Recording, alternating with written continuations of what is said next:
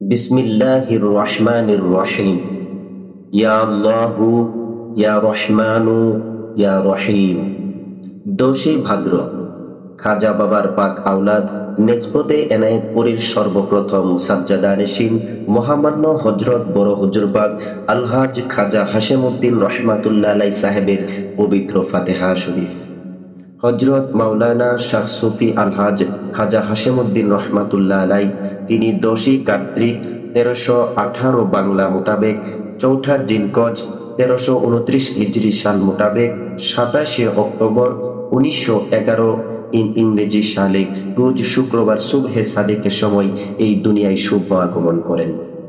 খাজা বাবার সমস্ত আওলাদগণের মধ্যে বড় ও ভক্ত সমাজের নিকট বড় হুজুর এবং নেসবতে এনায়েতপুরীর সর্বপ্রথম সাজ্জাদানশীন বা প্রধান প্রতিনিধি হিসেবে পরিচিত।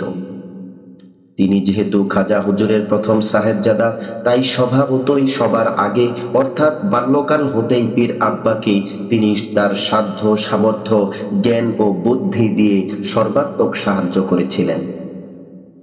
যখন সাহায্যকারী বলতে কেউই ছিল না, তখন তিনি একাকী খাজা হুজুরের পাশে গিয়ে দাঁড়িয়েছেন, হুজুরের সঙ্গী হয়ে শত্রুর মোকাবেলা করেছেন। উল্লেখ্য যে এখানে ঘনবসতি বিধায় জায়গা জমি খুব দুষ্প্রাপ্য। সেই সময় তিনি বহু ঝুঁকি ঝামেলা ও বাধা বিঘ্ন মোকাবেলা করে দরবারের দায়রা ও বসতবাড়ির সম্প্রসারণের প্রয়োজনে বহু জায়গা জমি খরিদ করেন।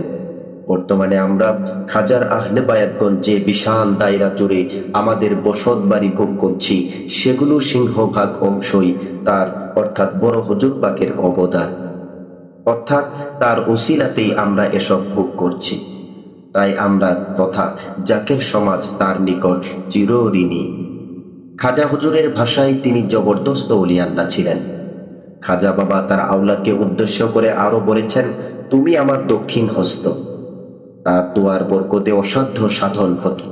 তিনি সুদীর্ঘ 25 বছর কাল যোগ্যতার সহিত প্রথম সাজ্জাদানশীনের গুরুদায়িত্ব পালন করেন এবং তিনি খাজার মাযহাবের জন্য যে ত্যাগ স্বীকার করেছেন তা এক কথায় অতুলনীয়।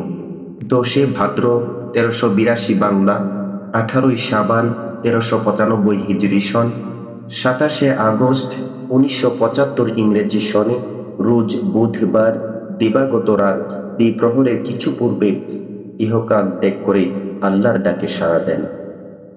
আল্লাহ পাক তার পাক আত্মায় আবাদুল আবাদ অনন্তকাল রহমত বর্ষণ করুন, আমিন।